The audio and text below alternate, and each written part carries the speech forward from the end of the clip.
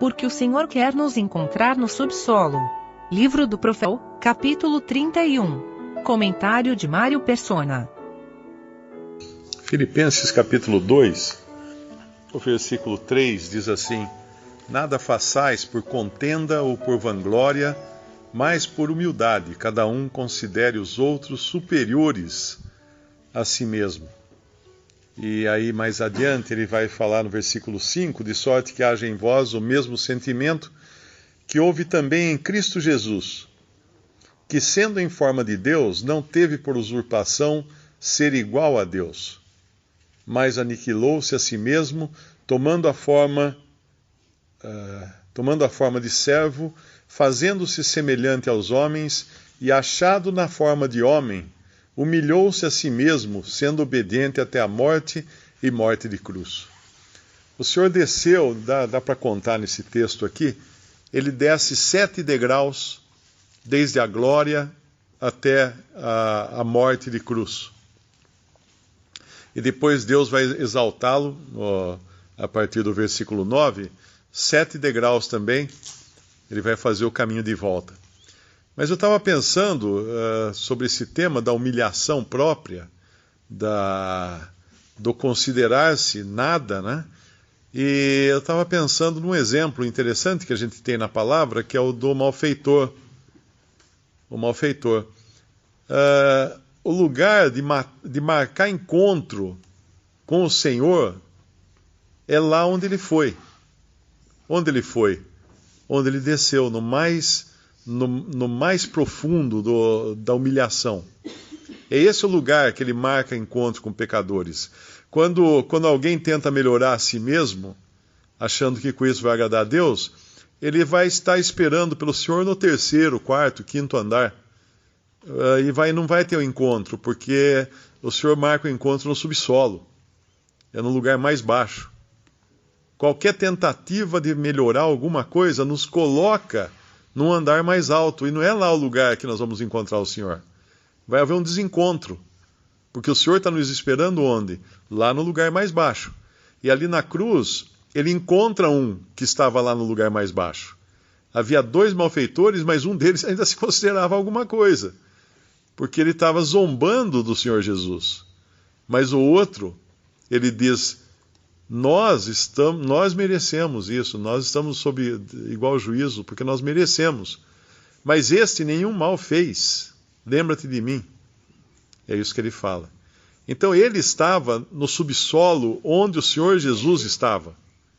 Se alguém quiser marcar o encontro com Cristo, tem que ir onde ele foi, que é no mais baixo ponto que um homem pode chegar. E ele foi lá. E é lá o lugar do encontro. Se tentar esperar em outro pavimento, em outro andar, vai desencontrar. E a melhoria própria, o achar-se alguém, nos coloca numa posição sempre acima, sempre superior. E, obviamente, nós temos isso, a nossa carne é assim mesmo, né? Até como um instinto de autopreservação, de querer levantar o pelo do pescoço, né? Como faz o cachorro na hora que ele é ameaçado, ele levanta, ele fica levantado, todo o pelo do pescoço. Os pássaros, quando são ameaçados, eles levantam as penas também, eles erguem as penas. Eles têm que se considerar altos, grandes, diante da ameaça. E nas coisas de Deus é o contrário, porque o que se humilha a si mesmo é exaltado. E o Senhor fala: com quem eu estarei? Com o contrito, com o quebrantado de coração, com o contrito de espírito. É com esse que o Senhor vai estar. Porque no céu não vai ter ninguém assim que possa falar: não, eu cheguei aqui porque eu fui um cara legal, obediente a Deus, fui perseverante até o extremo, guardei a palavra, guardei a lei, os mandamentos. Bom, você está no andar errado, não vai encontrar o Senhor Jesus nunca, porque ele está esperando lá no subsolo, que é o lugar que ele desceu. E aí Deus o exalta, no versículo 9 em diante: pelo que também Deus o exaltou, soberanamente lhe deu um nome que é sobre todo nome, para que ao nome de Jesus se dobre todo o joelho, dos que estão nos céus e na terra e debaixo da terra. Só isso aqui devia ser suficiente para qualquer cristão cair a ficha, não é? Deus lhe deu um nome que é sobre todo nome. Como que eu poderia, como um cristão, querer me identificar por outro nome que não seja o nome de Cristo? Eu sou cristão A, eu sou da igreja B. Ele deu um nome que é sobre todo nome, e esse nome é aquele que está disponível para o crente. Não é um outro nome, é esse nome que está disponível. E no versículo 10 nos fala, para que ao nome de Jesus se dobre todo o joelho dos que estão nos céus e na terra e debaixo da terra, e toda língua confesse que Jesus Cristo é o Senhor, para a glória de Deus Pai. Toda glória, no fim, só pode redundar para a glória de Deus Pai.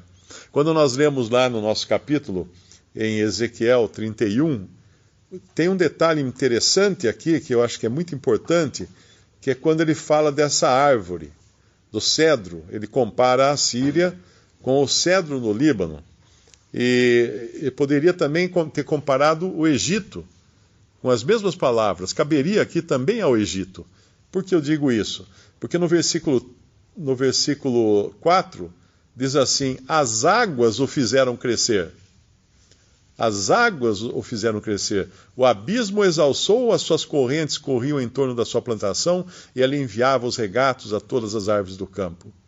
As águas a fizeram engrandecer. O Egito é o país, sempre foi a nação famosa por causa da sua água, do seu rio Nilo, que ali é a veia do Egito, é o suprimento do Egito, é o Nilo. Sem o Nilo, o Egito não existe. Incrustado naquele deserto, só pode existir por causa do Nilo. Agora, de onde vem essa água? Não é deles. Ela corre até ali. Ela vem lá debaixo da África, mas ela corre até ali. E assim também a Síria, ela não podia se gloriar porque a água não pertencia a ela. Uma coisa que não pertence à pessoa é a água. Tanto é que até na legislação brasileira, você tem uma fazenda, a água não é sua. Você tem que compartilhar a sua água também. Você tem limites até onde você pode usar a água, porque a água é considerada um bem comum de todos. E então não havia nem por que se gloriar, sabendo que a fonte da sua vida, a fonte da sua pujança, era externa, era exterior, e era graça. Deus tratou com graça essas nações, e depois que elas se exaltaram, o que Deus fez? Deus as humilhou. Deus nos trata com graça, e quando nós nos exaltamos, o que Deus faz? Deus nos humilha. É isso que Ele faz conosco. E para o incrédulo, obviamente, isso aí é o fim da picada, porque não suporta isso. Mas para o crente, devia sempre lembrar aquela passagem de Hebreus, não é? Deus, 12, eu acho que é Hebreus. Deus disciplina aqueles que Ele odeia. É 11? Aquela passagem que diz que Deus disciplina aqueles que Ele odeia. É isso que está escrito na Bíblia? Não. Versículo 6, 12, 6. Porque o Senhor corrige o que ama e açoita a qualquer que recebe por filho. Esse é o tratamento que o Senhor dá aos seus filhos. Não é juízo. O juízo eterno cairá sobre os incrédulos, mas o filho, ele disciplina. Por que nós disciplinamos um filho? Para ele não ser um perdido. Por isso Deus nos disciplina também. E o que é disciplinar?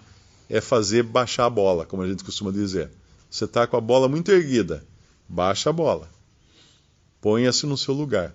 Desça para conhecer um pouco do lugar onde o Senhor esteve, o lugar de humilhação.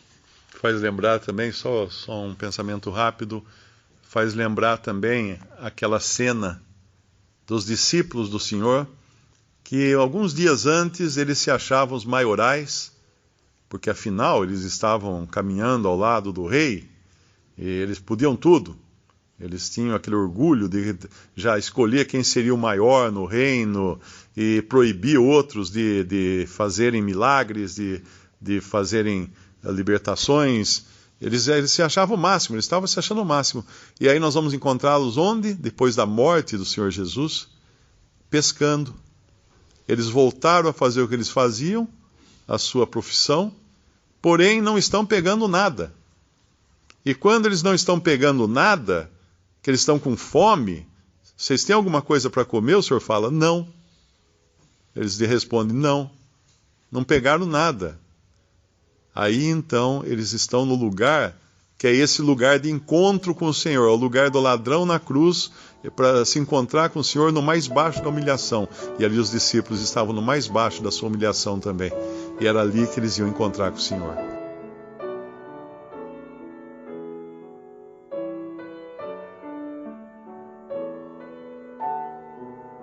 Visite Respondi.com.br. Visite também 3minutos.net.